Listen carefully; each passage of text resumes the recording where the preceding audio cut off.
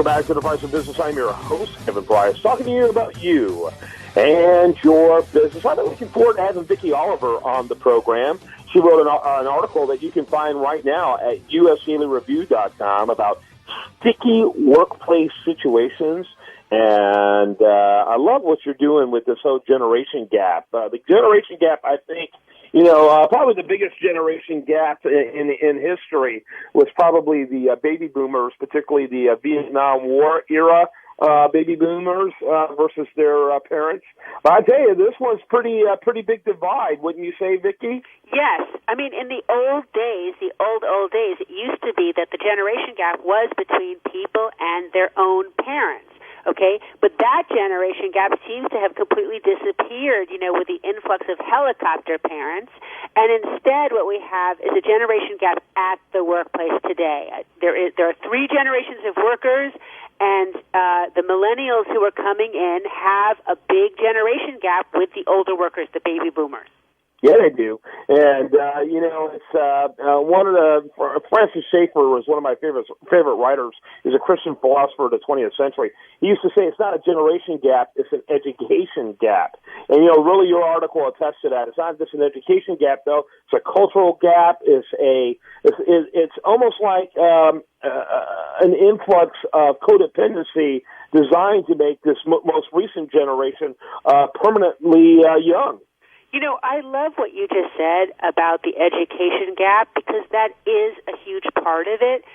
Mostly the millennials who are coming in right now have grown up with the Internet, and, they are educated on the Internet, and the older workers are struggling sometimes to keep up with that.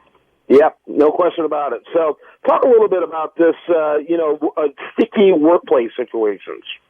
Right. So the problem comes in is that the newer generation, they're so technologically savvy with the computers, but sometimes they are, and whenever I'm talking about huge groups of people, which we are right now, obviously there are 1,000 exceptions to every rule. I'm not saying everybody, but those who are coming in right now may be less patient with the old-fashioned processes, like things like in-person meetings that last forever. Why do we need FaceTime with the higher-ups? Can't we do it a new way? And so the new workers want to change the way things are, and the older workers are sometimes very resistant to that change. So what happens is there's a generation gap, a communication gap between these two sets of workers. Yeah, no question about it. And what's interesting about that is that we've had an entire culture driven now for, I guess, around 14 years almost. I can't remember for sure when Tim Ferriss wrote his book, The 4-Hour Work Week, but it had to be somewhere around 2000. And that really accelerated this pace. It's created a whole culture. And I have to say myself, at 52, I'm something of an adherent of the 4-Hour Work Week. I have buffers between me and things that take away from my time, and very, very protective of my time. And I'll do a phone meeting way before I'll do an in-person meeting, and I'll do a whole bunch of emails before I'll do a phone meeting because time is really money. Doing a whole bunch of emails is better because then you're usually reaching the person at a time when they want to be reached. They will decide. They will self-select when they want to be reached. But I think the problem sometimes comes when young workers come in and they want to change all the old processes because they may be inefficient, but part of the fact that they're inefficient also means that there are people skills that need to be developed. Like, no job is safe from people. Like, people are in every job. And so some of those old soft skills, like the old face-to-face meetings, meeting with people in person, may be inefficient, but it may help the business happen. Yeah, absolutely. They do make it happen. A mentor of mine, he's old enough to be my dad. In fact, if he were, my dad, I'd be his middle kid. But he told me something that has resonated with me for years, which is that there's, the three most important words in business are relationship, relationship, and relationship. And so with that, the understanding that relationship remains important, all the social media stuff that young people in particular are excited about are often a distraction. And the thing that can differentiate you from others isn't your ability to use Twitter, but your ability to engage in real-world relationship. Talk a little bit about that, Vicky. I think that every business is a people business at heart.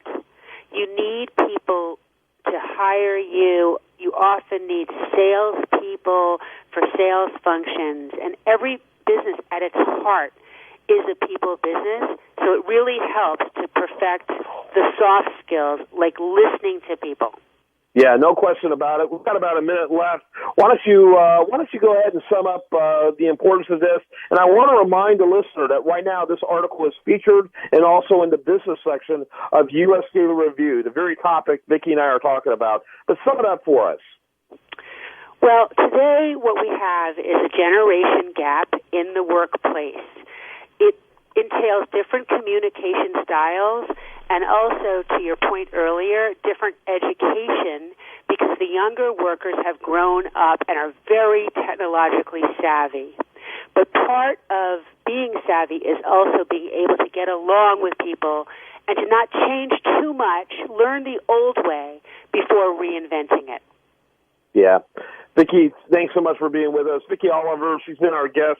What's your website where we can get more information? My website is Vicky, Vicky, Oliver.com.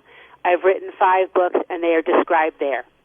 Thanks so much. When we come back, much more for you. Do want to remind you, best content here. It shows up over there at usdailyreview.com, and you're listening to The Price of Business.